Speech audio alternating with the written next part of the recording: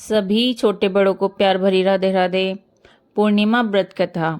द्वापर युग में एक समय की बात है कि यशोदा जी ने कृष्ण से कहा, हे कृष्ण, तुम सारे संसार के उत्पन्न करता, पोषण तथा उनके संहार करता हो। आज कोई ऐसा व्रत मुझसे कहो जिसके करने से मृत्यु लोक में स्त्रियां विधवा ना हो, उन्हें विधवा होने का भय न रहे। यह व्रत सभी मनुष्यों की मनोकामनाओं को पूर्ण करने वाला हो। ऐसे व्रत को मुझे बताओ। तब श्री कृष्ण कहने लगे, हे माता, तुमने अति सुंदर प्रश्न किया है। मैं तुमसे ऐसे ही व्रत को सविस्तार कहता हूँ। सौभाग्य की प्राप्तियों के लिए स्त्रियों को द्व्रातिसत अर्थात 32 पूर्णिमाओं का व्रत करना चाहिए। इस व्रत को करने से स्त्रियों को सौभाग्य संपत्ति मिलती है। यह व्रत अचल सौभाग्य को देने वाला और भगवान शंकर के प्रति मनुष्य मात्र की भक्ति को बढ़ाने वाला है। यशोदा जी कहने लगी, हे कृष्ण, सर्वप्रथम इस व्रत को मृत्यु लोक में किसने किया था, इसके विषय में विस्तार पूर्वक मुझसे कहो। श्री कृष्ण कहने लगे कि इस भूमंडल पर एक अत्यंत प्रसिद्ध राजा चंद्रहास से पालित अनेक प्रकार के रत्नों से परिपूर्ण कातिका नाम की एक नगरी थी। वहाँ धनेश्वर नाम का एक ब्राह्मण था और उसकी स्त्री अति सुशील रूपवती थी। दोनों ही उस नगरी में बड़े प्रेम के साथ रहते थे। घर में धन धान्य आदि की कोई कमी नहीं थी। उनको एक बड़ा दुख था, उनके कोई संतान नहीं थी, जिस वजह से वह दुखी रहते थे।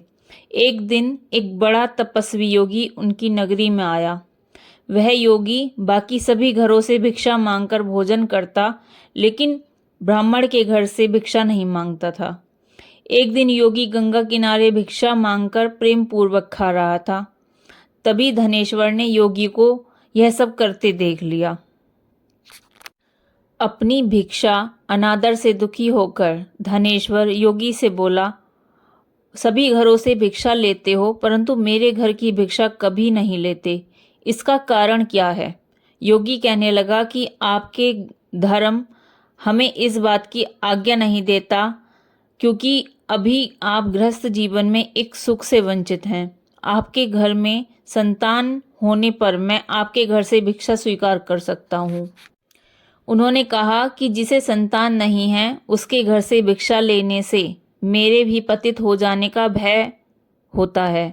धनेश्वर यह सब बात सुनकर बहुत दुखी हुआ और हाथ जोड़कर योगी के पैरों पर गिर पड़ा। दुखी मन से कहने लगा कि आप मुझे संतान प्राप्ति का उपाय बताओ। आप सर्वज्ञ हैं, मुझ पर अवश्य ही कृपया कीजिए। धन की मेरे घर में कोई कमी नहीं, लेकिन मैं संतान न होने के कारण अत्यंत दुखी हूँ। आप मेरे इस दुख का हरण कीजिए। यह सुनकर योगी कहने लगे, तुम चंडी की आराधना करो। घर पहुंचकर उन्होंने यह सारी बात अपनी पत्नी को बताई और वह खुद वन चला गया। वन में पहुंचकर उसने चंडी की आराधना की और उपवास किया। चंडी ने 16 दिन उसको सपने में दर्शन दिए और कहा कि हे धनेश्वर, जा तेरे पुत्र होगा, लेकिन उसकी आयु सिर्फ 16 वर्ष होगी। 16 वर्ष की आयु में ही उसकी मृत्यु हो जाएगी। अगर तुम दोनों स्त्री और पुरुष 32 पूर्णिमाओं का व्रत करोगे तो वह दीर्घायु हो जाएगा। जितनी तुम्हारा सामर्थ्य हो सके उसके उतने आंचे के दिए जलाकर शिवजी का पूजन करवाना, लेकिन पूर्णमासी 32 ही होनी चाहिए। सुबह होती ही उसी स्थान पर एक आम का पेड़ दिखाई दिया। उस पर चढ़कर एक फल तोड़कर अपने घर ले आया। अपनी स्त्री को इस बारे में बताया। सुबह स्नान होने के बाद वह स्वच्छ होकर शंकर जी का ध्यान करके उस फल को खा ले, तब शंकर भगवान की कृपा से उसका गर्भ ठहर जाएगा। जब ब्राह्मण सुबह उठा तो उसे उस स्थान पर आम का पेड़ दिखाई दिया और वह उससे फल तोड़ने के लिए चढ़ा, लेकिन वह पेड़ पर चढ़ नहीं पा रहा था। यह देखकर उसे बड़ी चिंता हुई। उसने भगवान गणेश की उपासना की और कहा, हे दयानिधि, अपने भक्तों के विघ्नों का नाश करके उनके मंगल कार्य को करने वाले, दुष्टों का नाश करने वाले, रिद्धि सिद्धि देने वाले, आप मुझे इतना बल दें कि मैं अपनी मनोकामना पूरी कर सकूं। इसके बाद वह पेड़ से फल तोड़कर अपनी पत्नी के पास पहुंचा। उसकी पत्नी ने अपने पति के कहे अनुसार उस फल को खा लिया और वह गर्भवती हो गई। देवी की कृपा से उसे बहुत सुंदर पुत्र पैदा हुआ। उसका नाम उन्होंने देवीदास रखा। माता पिता के हर्ष और शोक के साथ वह बालक बढ़ने लगा। भगवान की कृपा से बालक बहुत ही सुंदर था, सुशील और पढ़ाई लिखाई में भी बहुत निपुण था। दुर्गा जी के कथानुसार उसकी माता ने 32 पूर्णमासियों का व्रत रखा। जैसे ही 16वां वर्ष लगा, दोनों पति पत्नी बहुत दुखी हुए, कहीं उनके पुत्र की मृत्यु न हो जाए। उन्होंने सोचा कि अगर उनके सामने यह सब हुआ तो वह कैसे देख पाएंगे। तभी उन्होंने देवीदास के मामा को बुलवाया और 1 वर्ष के लिए देवीदास को काशी में पढ़ने के लिए भेज दिया। 1 वर्ष के बाद उसे वापस लाकर ले आने को कहा। देवीदास अपने माता पिता के साथ एक घोड़े पर सवार होकर चल दिया। उसके मामा को भी यह बात पता नहीं थी। दोनों पति पत्नी ने 32 पूर्णमासियों का व्रत पूरा किया। दूसरी तरफ मामा और भांजा दोनों रात गुजारने के लिए रास्ते में गांव में रुके। उसी दिन उस गांव में ब्राह्मण की कन्या का विवाह होने वाला था। जिस धर्मशाला में वर और बारात के बाकी लोग रुके हुए थे, उसी धर्मशाला में देवीदास और उसके मामा ठहर गए। उधर कन्या को तेल आदि चढ़ाने के लिए जब लग्न का समय आया तो वो वर की तबीयत खराब हो गई। वर के पिता ने अपने परिवार वालों से विचार विमर्श करके कहा कि यह देवीदास मेरे पुत्र जैसा ही है, मैं इसके साथ लगन करा दूं और बाद में बाकी सारे काम मेरे बेटे के साथ पूरे हो जाएंगे। ऐसा कहने के बाद वर के पिता देवीदास को मांगने के लिए कहा। उसके मामा के पास गए और उनसे सारी बात बताई। मामा ने कहा कि कन्यादान में जो कुछ भी मिलेगा वो हमें दे दिया जाएगा। वर के पिता ने इस बात को स्वीकार कर लिया। इसके बाद देवीदास का विवाह कन्या के साथ संपन्न हो गया। उसके बाद वह अपनी पत्नी के साथ भोजन ना कर सका और मन में विचार करने लगा कि ना जाने यह किसकी पत्नी होगी। यह सोचकर उसकी आंखों में आंसू आ गए।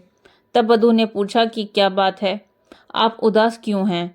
तब उसने सारी बातें पत्नी को बता दी। तब कन्या कहने लगी, यह ब्रह्म विवाद के विपरीत है। आप ही मेरे पति हैं, मैं आप ही की पत्नी हूँ, किसी अन्य की कभी नहीं हो सकती। तब देवीदास ने कहा, ऐसा मत करिए क्योंकि मेरी आयु बहुत कम है। मेरे बाद आपका क्या होगा? लेकिन उसकी पत्नी ने उसकी बात नहीं मानी और बोली, स्वामी आप भोजन कीजिए। दोनों रात में सोने के लिए चले गए। सुबह देवीदास की पत्नी को 4 नगों से जड़ी एक अंगूठी दी और एक रुमाल दिया और बोला कि हे प्रिय, इसे लो और संकेत समझकर स्थिर चित हो जाओ।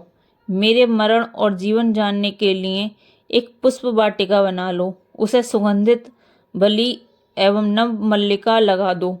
उसमें प्रतिदिन जल से सींचा करो और आनंद के साथ खेलो कूदो। जिस समय और जिस दिन मेरा प्राणांत होगा उस दिन यह फूल सूख जाएंगे।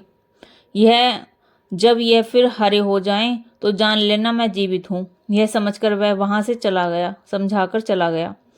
उसके बाद जब वर और बाकी बाराती मंडप में आई तो कन्या ने उसे देखकर कहा कि यह मेरे पति नहीं है। मेरे पति वह हैं जिनके साथ रात में विवाद हुआ। इसके साथ मेरा विवाह नहीं हुआ। अगर यह वही है तो बताए कि मैंने इससे क्या दिया है। साथ ही कन्यादान के समय का आभूषण मुझे मिले उन्हें दिखाए। कन्या की ये सारी बातें सुनकर वह कहने लगा कि मैं ये सब नहीं जानता। इसके बाद सारी बारात भी अपमानित होकर लौट गई। भगवान कृष्ण बोले, माता, इस प्रकार देवीदास काशी चला गया। कुछ समय बाद जब समय बीत गया तो एक सर्प उसको डसने के लिए वहां आया, लेकिन वह उसको काट नहीं पाया क्योंकि उसकी माता पहले ही 32 पूर्णिमा के व्रत कर चुकी थी। इसके बाद खुद काल वहां पहुंचा। भगवान की कृपा से तभी माता पार्वती भगवान गणेश आ गए।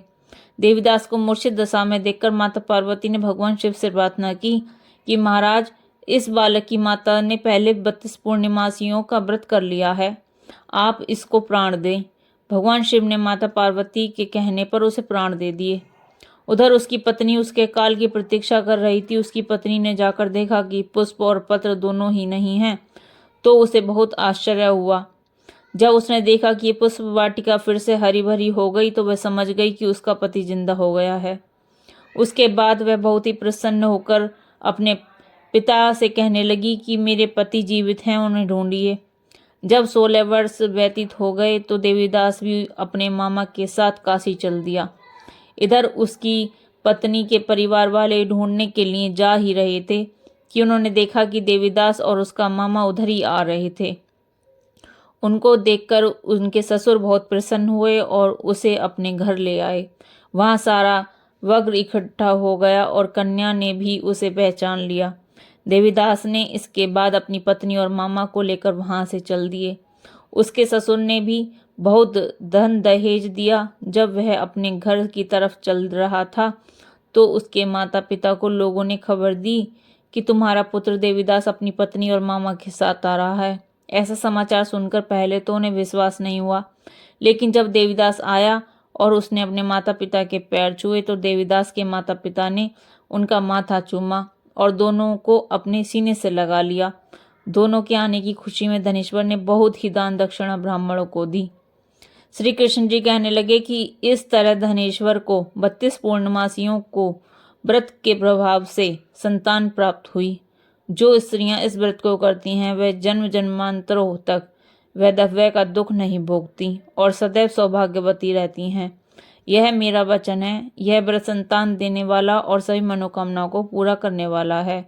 बोलो पूर्णमासी महारानी की, शिव पार्वती माता की जय, सत्यनारायण भगवान की जय।